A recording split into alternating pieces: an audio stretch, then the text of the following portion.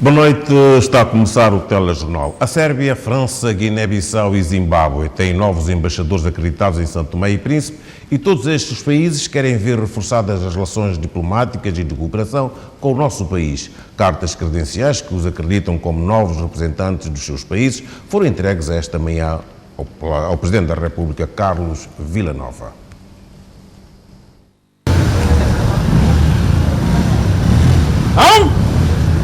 Apresentar! 4 novos embaixadores que passam a partir de agora a ser representantes dos seus respectivos países junto de São Tomé e Príncipe. Uns com uma cooperação que vem desde os primórdios da independência, outros nem tanto. O primeiro a chegar foi o diplomata da Sérvia, cujas relações diplomáticas e de cooperação remontam ao tempo da ex-Jugoslávia, e que o novo embaixador quer aproveitar as deixas. Para o nosso país, Sérvia, São Tomé e Príncipe é um parceiro importante e nós temos relações diplomáticas 45 anos. Na semana passada foi 45 anos de relações entre Sérvia, a antiga Iugoslávia, e agora Sérvia e São Tomé e Príncipe. E nós estamos, Sérvia é na Europa, São Tomé na região do África do Sul, mas nosso povo tem muitas coisas, a gente tem muitas similares entre o povo da Sérvia e o povo da São Tomé e Príncipe, e Sérvia é um amigo verdadeiro de São Tomé e todos os anos nós apoiamos este país e vamos continuar com apoio.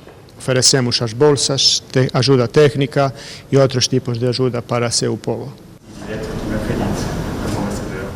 Com a França, igualmente, o país quer aproveitar a experiência das relações de cooperação que existiam entre os dois países para estreitar e reforçar as de hoje, com os olhos e objetivos postos nos desafios dos novos tempos. O presidente Macron m'a demandé de renforcer, de relancer les relations. O presidente Macron me pediu para relançar as relações com São Tomé e Príncipe. É um país que nos é querido, há muita coisa em comum entre os nossos dois países e povos. Há muita gente aqui que fala francês, algo que me deixa emocionado. Saber que a língua francesa é muito apreciada cá.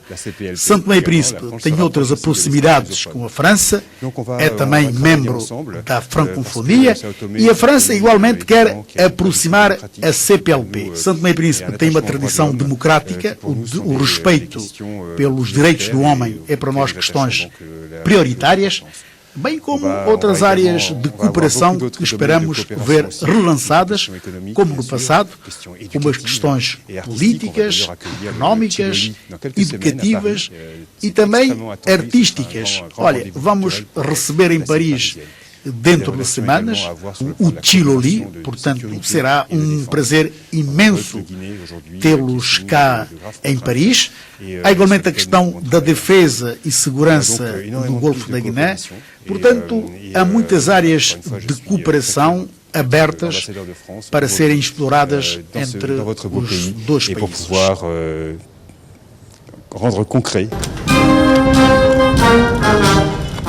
As relações entre São Tomé e Príncipe e a Guiné-Bissau são históricas, mesmo que os dois países andem um pouco distantes um do outro em termos de intercâmbios regulares.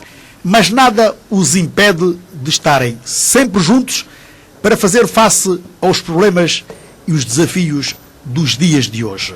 Quando acontece entre a Guiné-Bissau e São Tomé e Príncipe, isso reveste-se de muita emoção, reveste-se de um momento de fraternidade, um momento certamente que as partes sentem aquilo que é a herança comum que nós temos que tratar.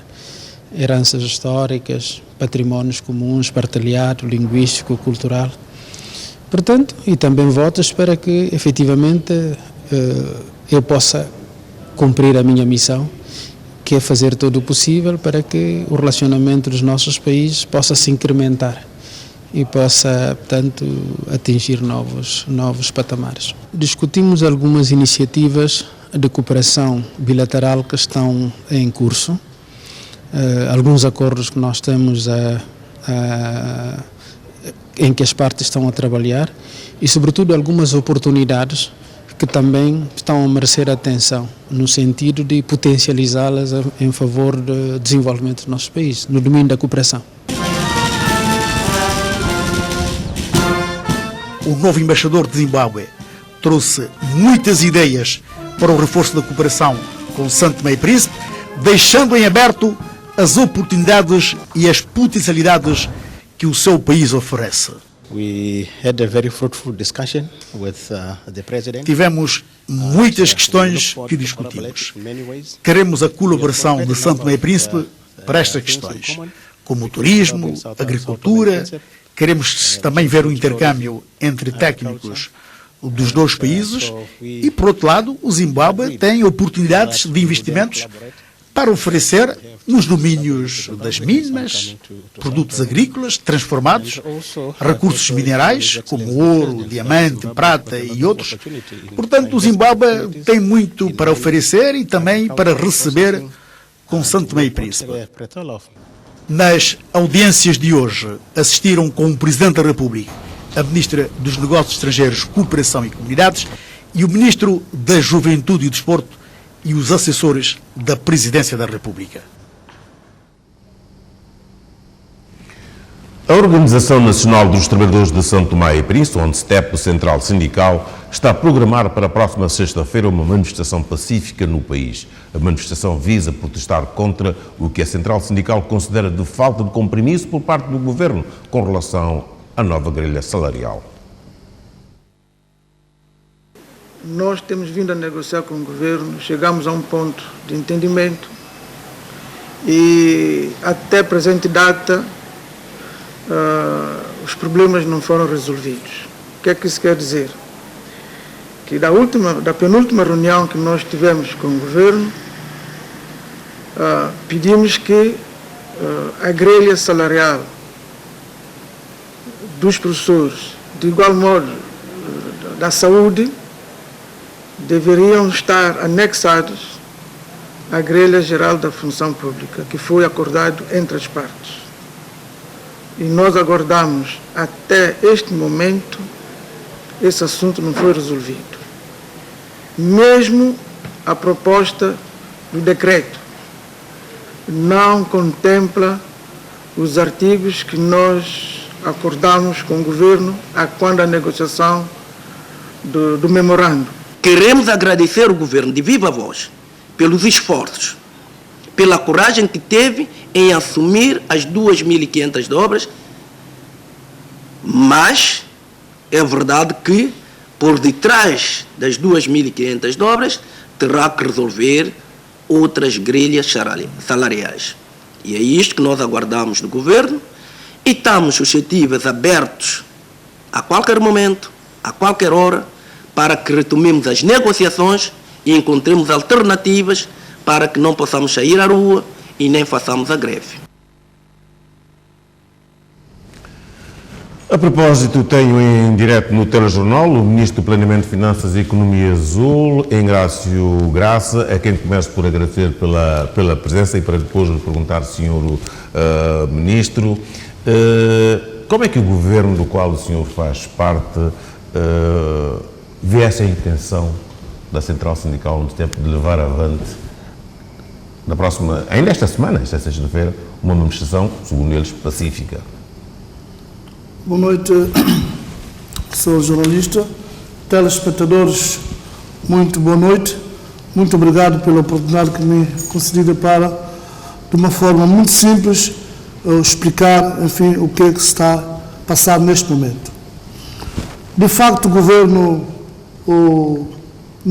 tem estado a negociar com as centrais sindicais uma nova grelha salarial, que nós chamamos de um complemento salarial, para o regime geral da função pública. Se nós somarmos o salário base hoje, mais o complemento, nós teríamos um salário de 2.500 euros. E este montante aplica-se, por exemplo, às serventas, às cantineiras, os guardas, todo o pessoal auxiliar, ou seja, todas as pessoas, todos os funcionários, agentes públicos, que oferem neste momento 1.100 dobras, passariam automaticamente a oferir 2.500 obras por mês. Isto é um dado certo, garantido. Inclusive, neste momento, o decreto já se encontra na Presidência da República para efeitos de promulgação. Mal o decreto seja promulgado pelo Presidente da República, imediatamente iniciaremos o pagamento deste complemento salarial. Relativamente a questões colocadas pelo Sr. Secretário-Geral da ONSTEP, a quem tenho muita estima e consideração, eu devo dizer o seguinte: nós negociamos com as centrais sindicais um draft do decreto e que eu pessoalmente participei de forma ativa na elaboração, na concessão desse draft. Uma vez elaborado o draft, da análise efetuada, constatamos que era preciso introduzir algumas melhorias nesse mesmo draft. Foi isso que o Governo fez. Eu pessoalmente fiz os contactos com as centrais sindicais, remetendo a nova versão do decreto. Eu tenho os e-mails trocados no dia 3 de junho, às 18h49, eu digo claramente a todos, peço desculpas por agora poder enviar-vos a versão final do decreto, para todos. No dia 6 de junho, às 10h39, eu digo claramente aos senhores das centrais sindicais que eu digo, atenção, que queremos processar a diferença até 15 de junho e que o salário de junho já venha incluído o complemento salarial, mas para que isso tenhamos que avançar rapidamente para concluirmos a feitura do decreto para enviarmos ao Presidente da República. E mesmo no dia 6 de junho, quando eram 12h11, fiz uma outra comunicação às centrais sindicais que narrava e dizia o seguinte: se eu estiver a faltar com a verdade, por favor, corrija-me. Eram, no dia 6 de junho, 12h11. Não recebi nenhuma contraproposta das centrais sindicais a dizer que não estavam de acordo, não estavam de acordo com aquela redação do decreto. Posto isto, o Governo, aprovou em Conselho de Ministros o decreto e avançamos para a Presidência da República. Relativamente à grelha que o Secretário-Geral da Simplestep e mesmo o Secretário-Geral da ONSTEP coloca, a grelha relativamente a outros setores, saúde e educação. Depois de nós analisarmos profundamente a grelha atual de saúde e educação, da análise profunda que fizemos, entendemos no corpo do decreto introduzir um artigo que vinha resolver todo este problema. O artigo denominava-se dúvidas e omissões, e neste artigo dizia o seguinte: todas as incongruências, ou seja, na execução do decreto, todas as incongruências detectadas entre diversas categorias dos rendimentos seriam corrigidas imediatamente. O que é que isso quer dizer? Falamos concretamente de um professor auxiliar da 3ª classe. Com a melhoria de salário das serventes, guardas e cantineiros, provavelmente poderia haver uma aproximação de rendimento de uma servente com um professor auxiliar da 3ª classe. E para estas situações, o decreto previa que podia-se fazer alguns ajustes para que não haja muita aproximação entre o professor auxiliar da 3ª classe e uma servente ou guarda. Nós entendemos que isto é uma melhor solução para o efeito. O Governo não furtou de esconder peças, o Governo não fez nenhum expediente para enganar, para fugir das suas responsabilidades. O Governo apenas entendeu que deveria salvaguardar o interesse, de facto, daqueles funcionários, daqueles trabalhadores que oferem hoje 1.100 obras e elevando-os para 2.500 obras. Sr. Ministro, mas onde é que reside então o imbróglio? Se há todo esse expediente, à luz de facto se encontrar uma solução para o problema, onde é que está o imbróglio para que se assista até este momento à não implementação de tudo isso que teceu aqui o Sr. Ministro? Não, O decreto está neste momento na Presidência da República e a qualquer momento nós queremos que será promulgado por Sua Excelência o Presidente da República e imediatamente passaremos à fase de execução. Mas onde está o problema? Nós temos dois problemas.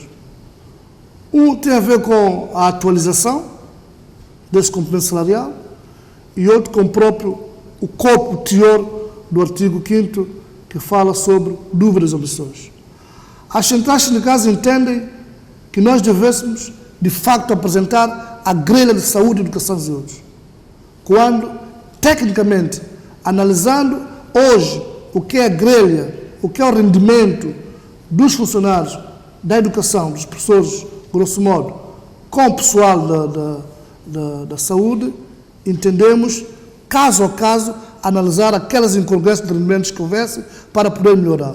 Porque senão, vejamos, por exemplo, um técnico que esteja hoje a oferir um salário de 2.700 dobras, pelo facto de sofrer algum aumento, sai de um escalão do IRS para o outro e pode muitas vezes perder rendimento. Porque muitas vezes, por causa de uma dobra, ele sai de um escalão de 20% para 25%. E pode perder, pode ganhar menos do que ganhava até hoje. Neste caso, nós tínhamos a obrigação de proceder àquela correção. É isso, ou seja, nós estamos atentos, querendo que haja justiça naquilo que é rendimento. Mas as centrais sindicais têm, de facto, em mãos todo esse processo, todo esse expediente está sendo levado a cabo pelo Governo? Nós temos um trabalho com as centrais sindicais, um trabalho de forma transparente.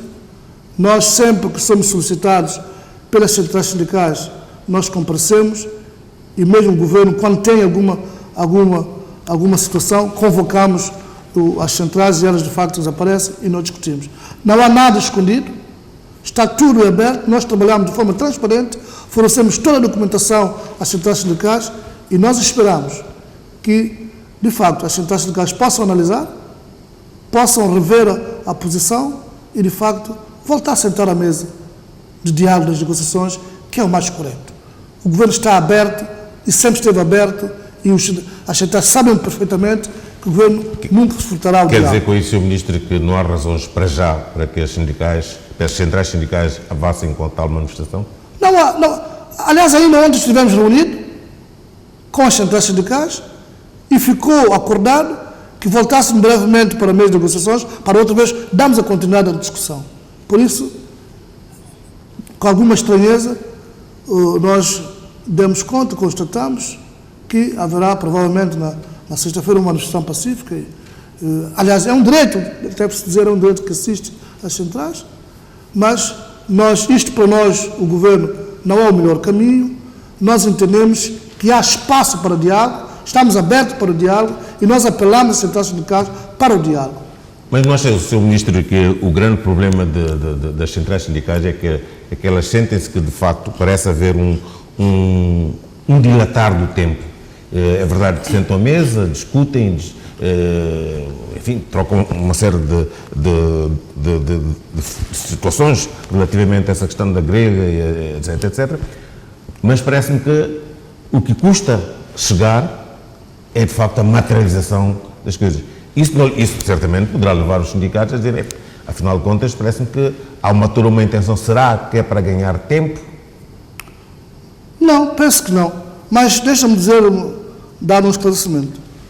O país não está isolado. Nós não estamos isolados no mundo. Nós temos neste momento um programa com o FMI, Fundo Monetário Internacional, que nós temos que discutir esses elementos e provar ao FMI que, efetivamente, temos sustentabilidade para poder levar a ação a esta atividade que é o aumento salarial. Isto não é uma tarefa fácil.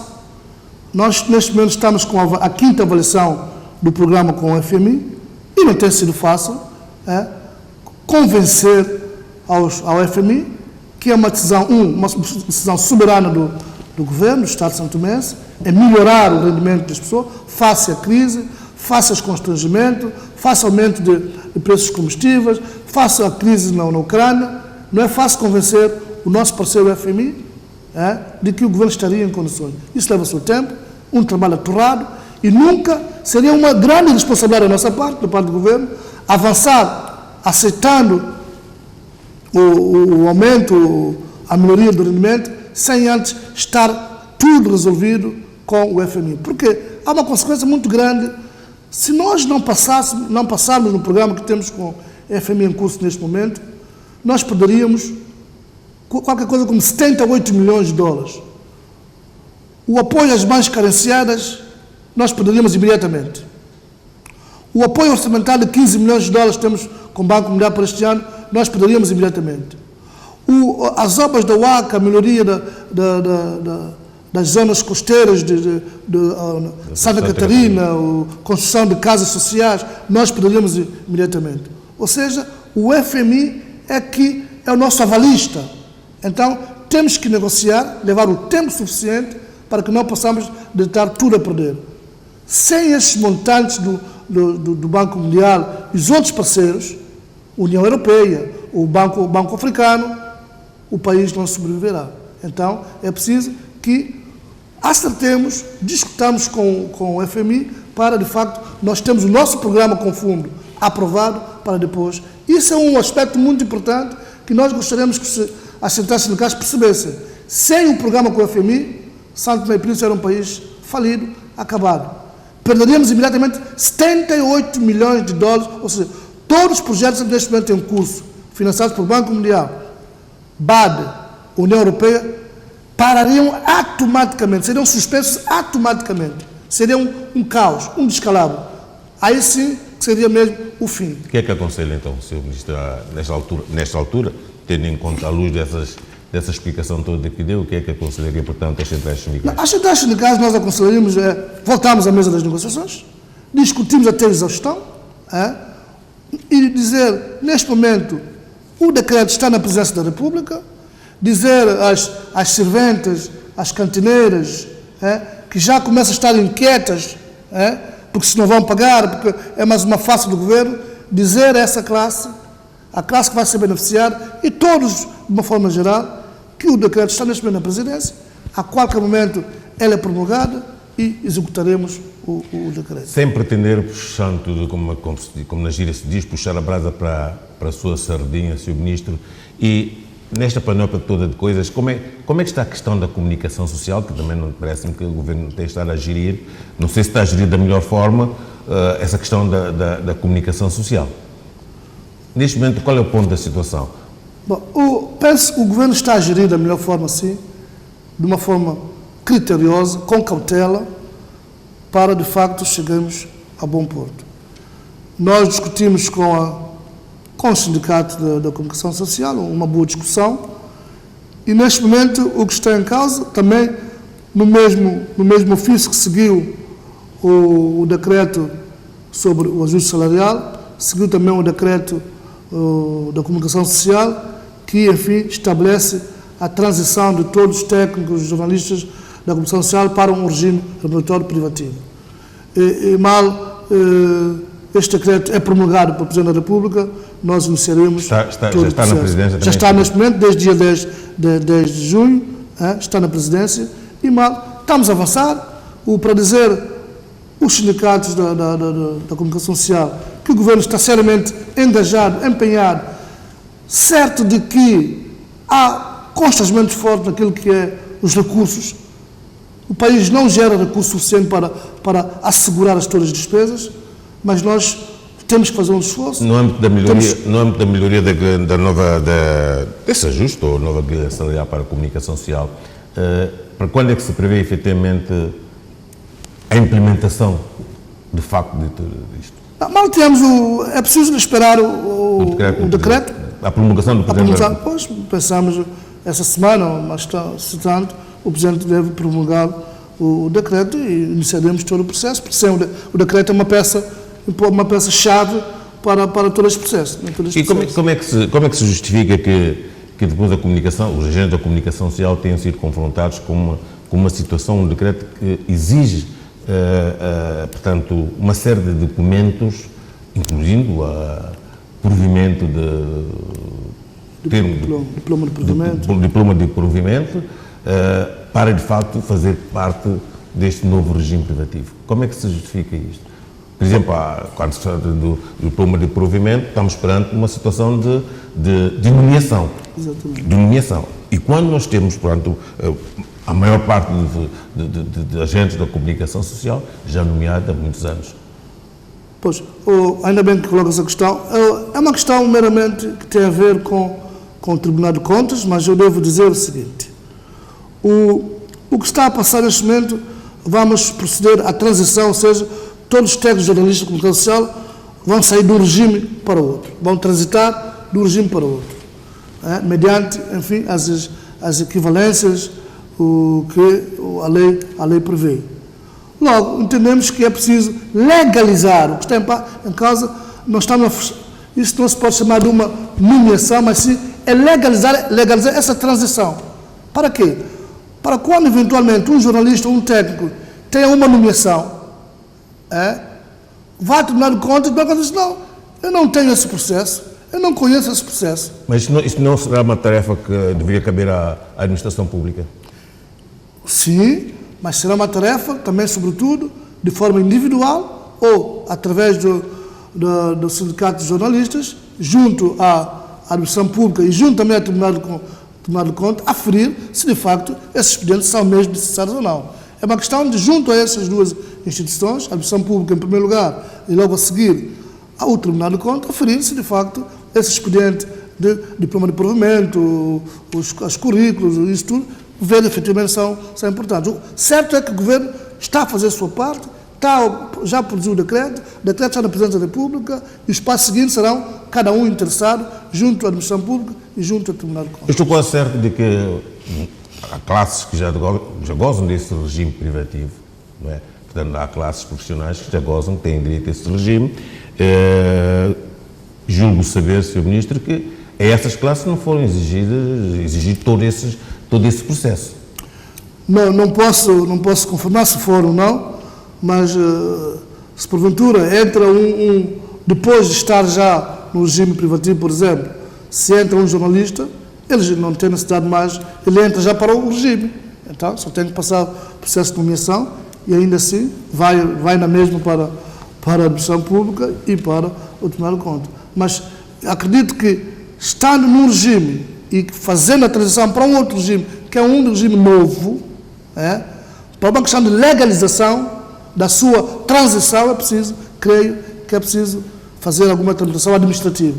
Mas essa questão, como eu disse, o Tribunal de Contas e a Administração Pública são instituições vocacionadas para a clarificação. Junto dos sindicatos. Exatamente. Sr. Ministro, muito obrigado por ter vindo ao Telejornal para, de facto, esclarecer toda esta polémica, entre aspas, à volta da questão do aumento de ajustes, etc., que tem a ver com a vida dos trabalhadores, a vida daqueles que trabalham e que ganham menos.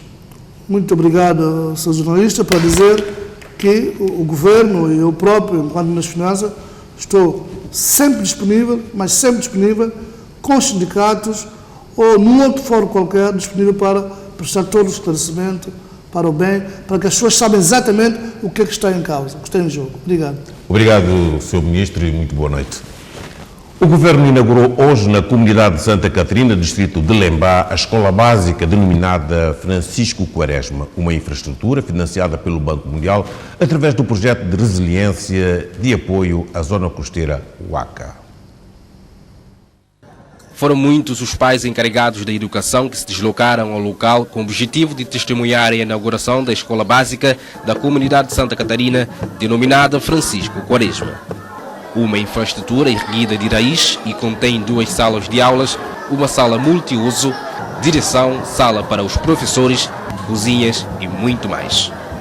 Sim, porque, tipo assim, para os alunos ir até Neves, já é mais fácil para os pais não gastar dinheiro para transporte para os alunos. Que eu gostei, a mãe e pai também não tem essas condições todo o tempo, que tem que estar enviar garoto para Neves, às vezes a gente pede dinheiro, mas não tem como. E como aqui tem escola, para mim está tudo bem. Eu agradeço o Ministro da Educação, a inspetora que esteve aqui conosco, ministra, delegado, diretores Grupo Waka, que esse projeto continua sempre. Que, quer dizer, aquela sala de aula, eu achei que ia ser 3 ou 4 salas, só que é 2. A criança está crescendo mais.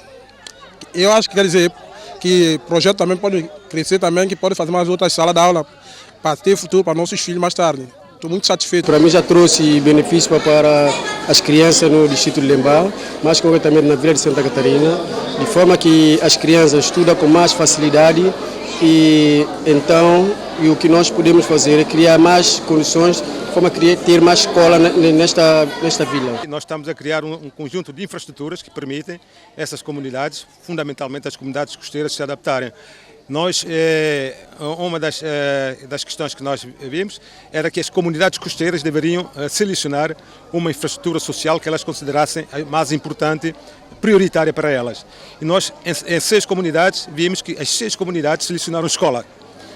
Com exceção da Praia Boura, que já tinha uma escola e que selecionou um polo desportivo para complementar a escola. Isso para ver que as comunidades dão uma prioridade bastante grande à educação e selecionando como escola como a prioridade das prioridades para elas. Isso, portanto, nos sentimos muito satisfeitos com isso. Nós sempre primamos pela aproximação das crianças e as suas residências. Daí que o Ministério da Educação e o 17º Governo agradece muito sinceramente ao parceiro Banco Mundial, que teve esse financiamento, e o projeto Waka, em brindarmos com mais uma obra de grande relevância. A escola denominada Francisco Quaresma da comunidade de Santa Catarina vai abarcar o primeiro e o segundo ciclo do ensino básico. O próprio distrito vai gerir a escola de acordo com as necessidades, segundo os níveis, porque, como sabe, nós já temos outras infraestruturas escolares aqui. Também temos jardins, temos escolas básicas, temos escolas secundárias. Daí que o nosso objetivo é levar que todas as crianças, em todos os distritos escolares, tenham o ciclo completo. Depois da sua inauguração, o governo vai agora fazer a aquisição das novas carteiras e procurar financiamento para a construção do muro de vedação. Sim, nós vamos continuar a bater os parceiros à porta para, sabe, a educação, eu sempre digo, faz-se com todos os parceiros e estamos a encontrar também parceria para tudo. Para uma boa conservação do edifício, fosse bom que houvesse muro de vedação, não sei se pensou. Já está em carteira o muro de vedação. Vamos fazer todos os possíveis para ver se ainda conseguimos lançar pedra na construção do muro de vedação. E daí a mais ou menos 3 meses nós teremos carteiras para todas essas infraestruturas. Já batemos as portas aos parceiros e a escola será bem apetrechada daqui a 2 ou 3 meses.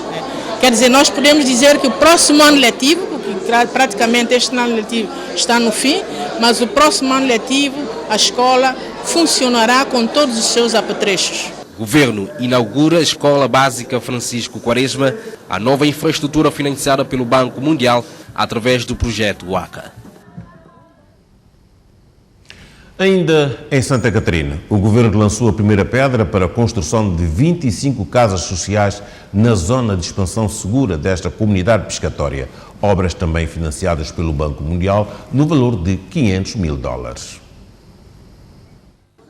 Depois de algum tempo de trabalho e estudo, o governo decidiu lançar na zona de expansão marítima da comunidade de Santa Catarina a pedra para a construção de 25 casas sociais para as pessoas que se encontram a viver à beira da orla marítima e em situação de vulnerabilidade. Neste momento estamos, portanto, a lançar a pedra para a construção de 25 casas para as comunidades que vivem na zona de risco. Nós estávamos a prever construir cerca de 50 casas aqui nesta zona, mas o orçamento que nós temos não permite, porque tínhamos uma previsão de $6 mil para cada casa e hoje em dia, o que nós lançamos agora, cada casa está a custar a volta de $20 mil. E, portanto, por isso tivemos que diminuir. E essas ações vêm mesmo de encontro com as ações, com todo o esforço que o governo, os parceiros, a população, os poderes locais, regionais, temos feito para que as nossas populações sejam mais resilientes e que possamos poder ultrapassar estes momentos difíceis. A construção de habitações que vai acontecer aqui é o resultado de um esforço enorme que, com financiamento do Banco Mundial, está sendo concretizado. Eu acho também que é um projeto também bem feito, só que a pena que não é toda pessoa que vai receber. A Lá de Praia tem mais que 40 casas, só vai ser beneficiado 25 casas. A pena, quer dizer, eu não sei se o projeto vai continuar de apoiar metade da pessoa que vai ficando, tá vendo? Segundo o projeto de resiliência de apoio à zona costeira, o ACA, o financiamento não possibilita construir mais de 25 habitações.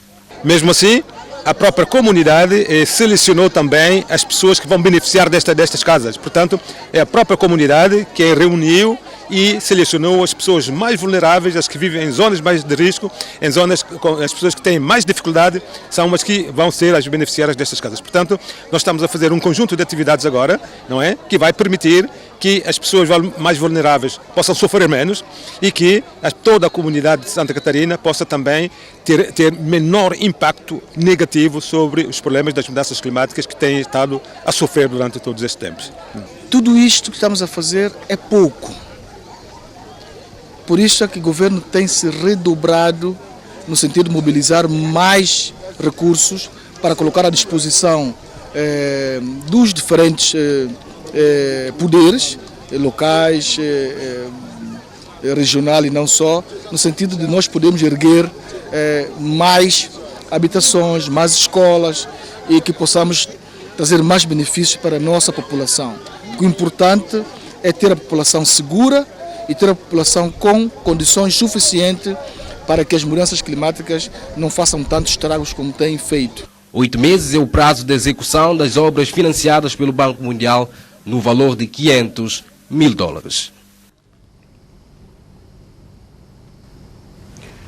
O Governo, pela voz do Ministro das Obras Públicas e Recursos Naturais, explicou esta terça-feira os procedimentos em torno da atribuição das casas sociais recentemente construídas com o apoio da República Popular da China. A explicação de Oswaldo Abreu surge numa altura em que se verificam especulações sobre o processo de atribuição dessas casas.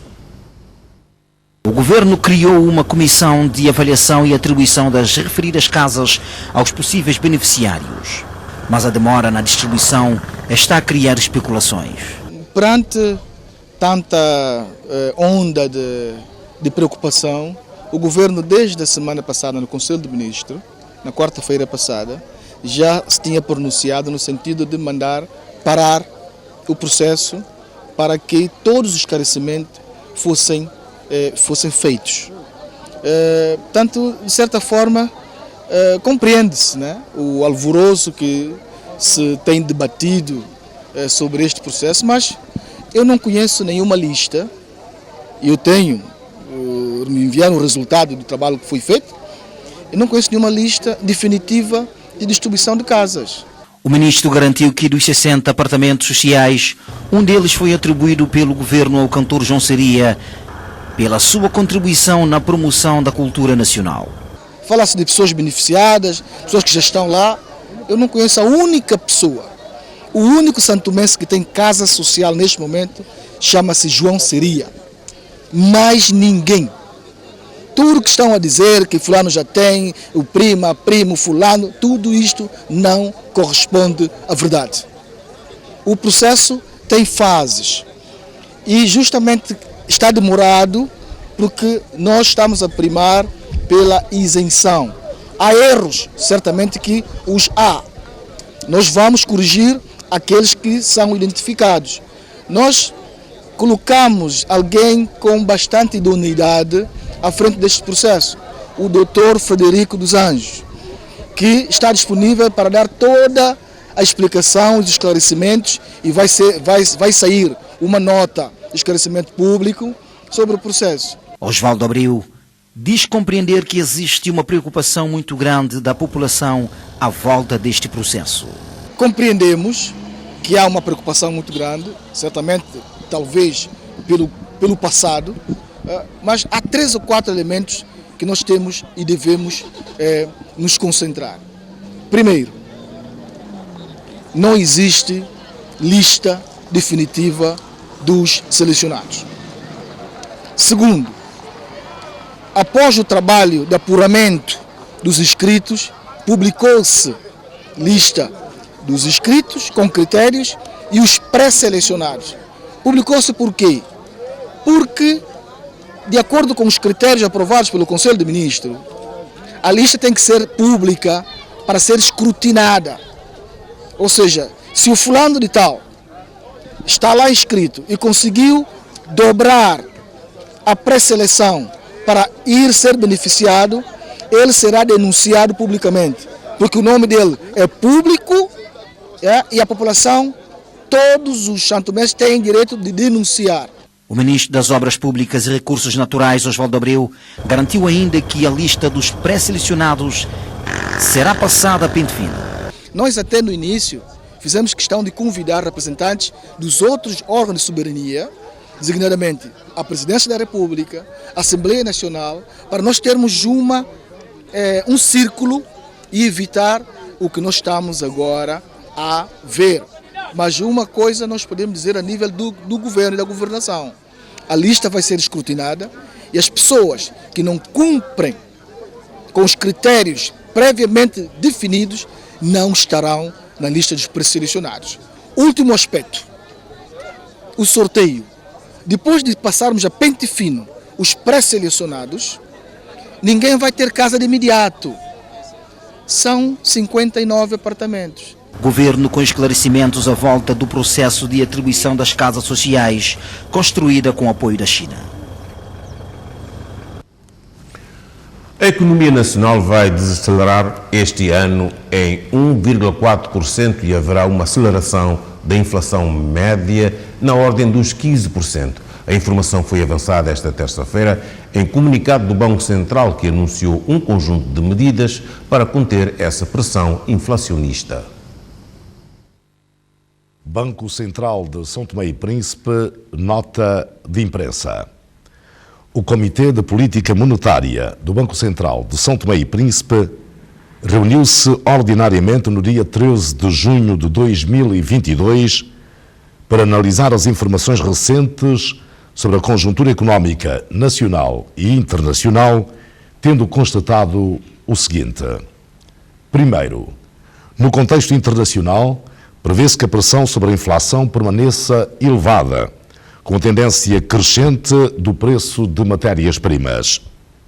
Segundo, após forte recuperação em 2021, espera-se um abrandamento da economia mundial em 2022 e 2023, como consequência da guerra entre a Rússia e a Ucrânia. Terceiro, a nível nacional, observa-se um aumento expressivo da inflação importada.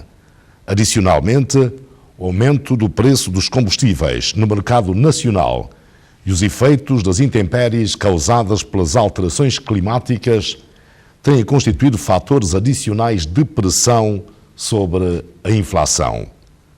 Quarto, os indicadores monetários demonstram uma redução das reservas externas que tem colocado pressão sobre o regime de paridade cambial num contexto de aumento da liquidez sedentária.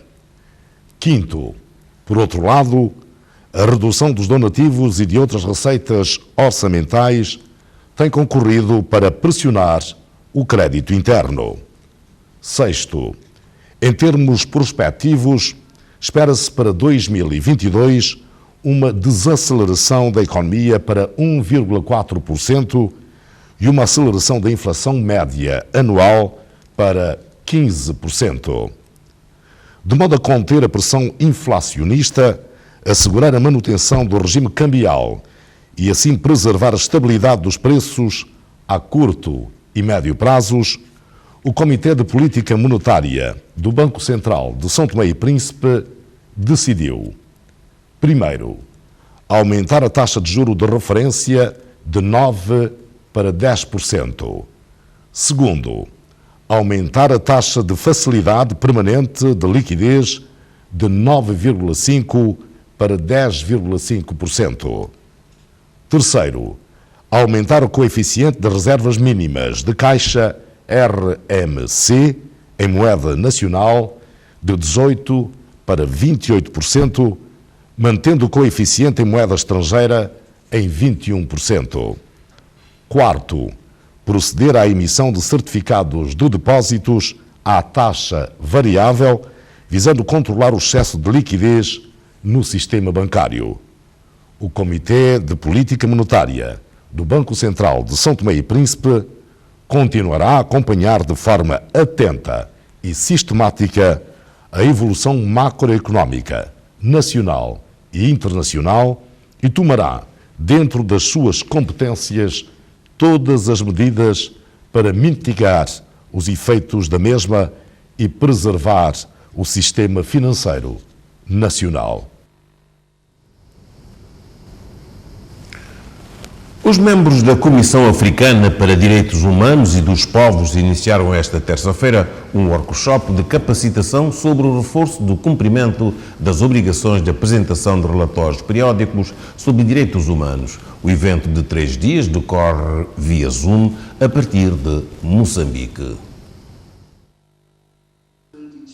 Este workshop de capacitação vai permitir os técnicos nacionais obterem ferramentas necessárias para a elaboração dos seus relatórios periódicos, como referiu o coordenador nacional da Comissão Intersetorial dos Direitos Humanos. A União Africana, preocupada com a situação, quero levar avante no sentido de sensibilizar, convencer os países membros no sentido de cumprir suas obrigações nesse sentido. O ateliê sobre o reforço do cumprimento das obrigações de apresentações de relatórios periódicos à Comissão Africana dos Direitos Humanos, que decorre durante 3 dias via Zoom a partir de Moçambique, é promovido pelo Centro de Direitos Humanos da Universidade de Petróleo, sediada na África do Sul, e a Comissão Africana para Direitos Humanos com o seguinte objetivo: preparar, capacitar os técnicos de cada país, sobretudo a nível de CPLP, no sentido de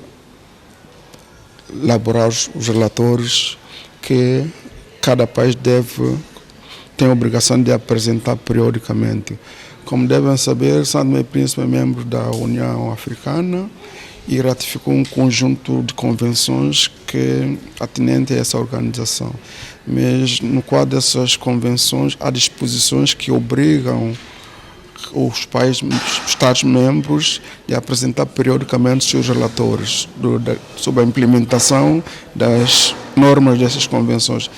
Lamentavelmente, São Tomé e Príncipe até então, desde que ratificou a Carta Africana de Direitos do Homem e dos Povos no ano de 1986, até então não apresentou qualquer relatório sobre essa convenção. Portanto, isso não só ocorre em São Tomé, com São Tomé e Príncipe, mas também quase a maioria dos países da CPLP. A questão do protocolo de Maputo sobre direitos da mulher em África também será alforada neste workshop. O fato de nós estarmos cá presentes quer dizer que nós estamos sensíveis e estamos dispostos a colaborar e fazer tudo no sentido de, daqui adiante, começar a cumprir as exigências de acordo as normas emanadas da Convenção da Carta Africana dos Direitos do Homem e não só, também a Carta Africana dos Direitos do Homem sobre os direitos das mulheres, o chamado Protocolo de Maputo. Isso também é um instrumento muito importante, sobretudo para a defesa dos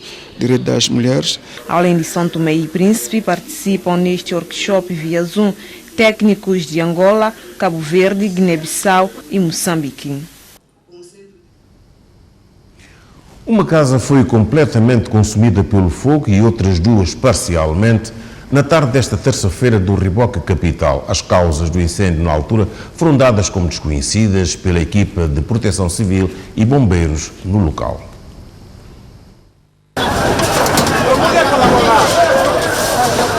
As ajudas vinham de todos os lados. A população aflita, pessoas com baldes de água, tudo para poder ajudar a equipa dos bombeiros a extinguir o fogo que consumia as casas no local. Uma das vítimas que viu todos os seus bens a serem queimados neste incêndio conta como tudo aconteceu. Estava assim. Podia relatar como que aconteceu? Não sei, estava lá dentro, depois só vi pessoa aqui fora gritar fogo. Quando eu saí, só vi fogo assim. Começou do lado de vizinha, depois atingiu senhora foi queimada por total? Totalmente. Tudo. E neste momento, o que a senhora espera? Bom, quem pode fazer alguma coisa para dar uma mão, ajudar? Tem dona que é minha tia, é doente, tem problema de AVC, já não tem como essa noite, já não tem como mesmo, não sobrou nada.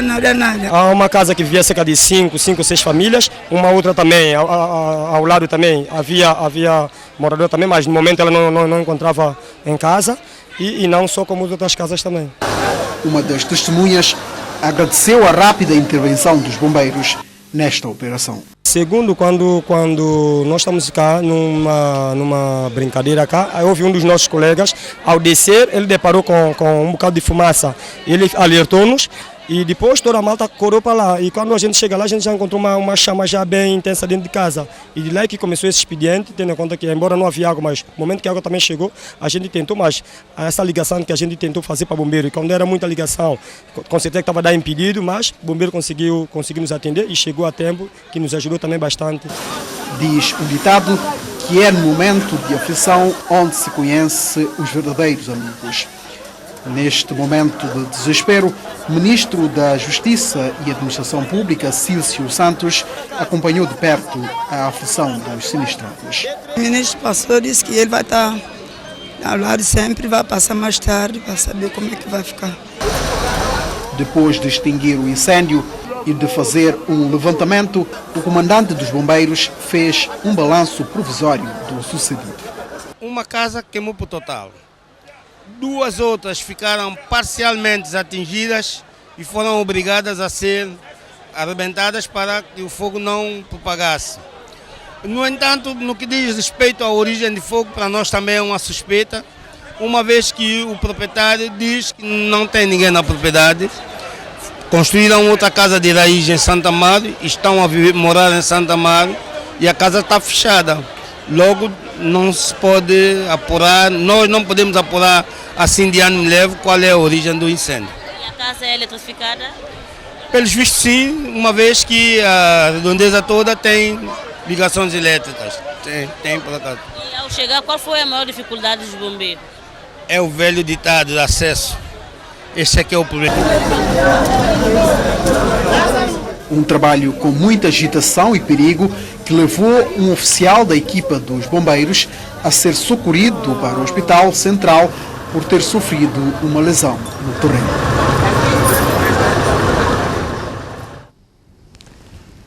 Brincando se aprende. Foi lema de uma feira educativa organizada esta terça-feira pelo Ministério da Educação e do Ensino Superior.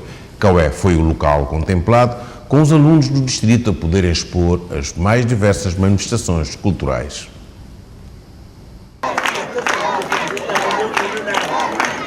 A feira educativa do distrito de Caué ficou marcada pelas apresentações da cultura local pelos alunos dos Jardins de Angulares, Dona Augusta, Ribeira Peixe, Agripalma, Malanza e Porto Alegre.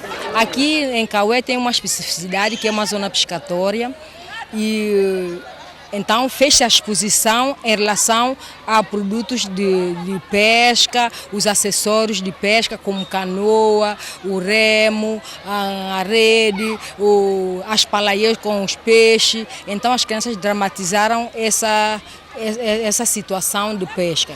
E também é uma zona também agrícola, onde predomina muito coco, muita palmeira e também fizeram a exposição com a palmeira, o vinho da palma, o nosso azeite e outros trabalhos também pedagógicos que nós fazemos no jardim. Isso é uma maneira de associar a cultura da localidade com a aprendizagem dos meninos. Esta é mais uma feira educativa desenvolvida pelo Ministério da Educação através do ensino pré-escolar. Que é pela primeira vez que isso decorre no distrito de Caué e nós, as mães, ficamos muito felizes de ver essa atividade, essa exposição, porque isso é tipo uma alegria para nós as mães, porque nós vemos aquilo que nossos filhos fazem no jardim, porque nós pensamos que as crianças vão ao jardim só para brincar. E então hoje é pela primeira vez ver aquilo que nossos filhos fazem no jardim.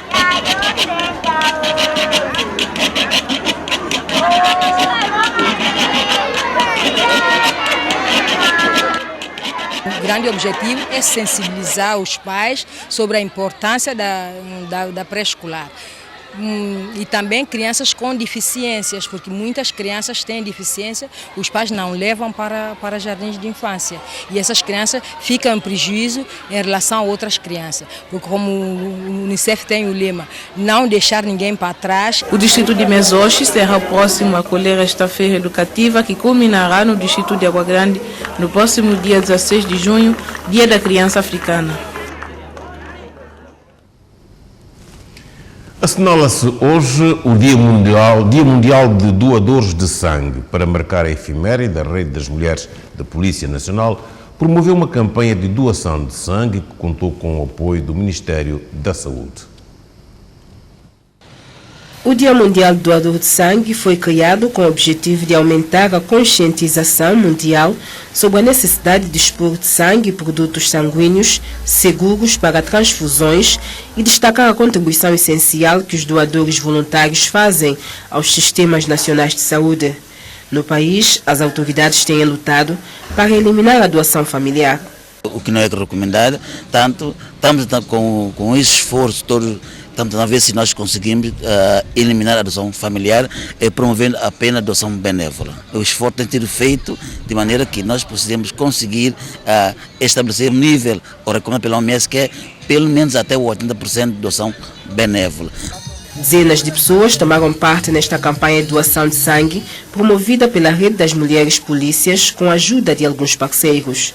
No âmbito do Dia Internacional do Doador de Sangue, a Rede Mulher, através da Polícia Nacional, em conjunto com a Delegacia de Saúde, o Banco de Sangue de Urgência e a Associação Mais Vida, promovemos essa campanha de sensibilização. O objetivo dessa campanha é sensibilizar as pessoas para doarem sangue, tendo em conta que sangue é um bem precioso para a nossa saúde. Hoje cá estamos com um pessoal civil da Polícia Nacional, os agentes, os reclusos da cadeia central e algumas pessoas civis que participaram.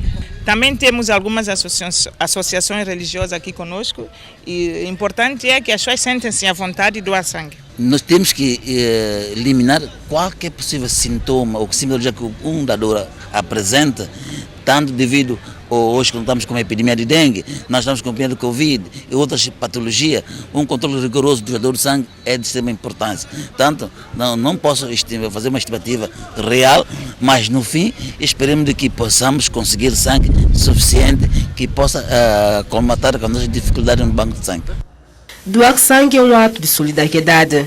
Junte-se a esta causa e salve vidas. Este é o lema escolhido para celebrar a efeméride deste ano. Sinto-me feliz de colaborar em doar sangue para salvar outras vidas. Eu tive um avô que estava a precisar de sangue e pela carência que fazia sentir no banco de urgência, foi muito difícil nós encontrarmos para doar. Desde ali, então, eu decidi ser uma doadora, para não acontecer o que aconteceu com a minha avó e outras pessoas. Eu sinto-me alegre, leve, tranquilo por doar aquela sangue para salvar a mais vida. O responsável do banco de sangue deixou uma palavra de apreço aos doadores benévolos. Porque com eles nós conseguimos pelo menos atingir os 70% da doação benévola. Então nós fizemos agradecimento em nome do Ministério da Saúde e em nome do Hospital Lares Menezes e do Banco de Sangue, que agradecer a estes doadores e que eles continuam. Além destes serviços, os utentes beneficiaram também de testagem de paludismo, HIV-Sida e tuberculose. É o final, boa noite e voltamos a ver-nos amanhã, se Deus quiser.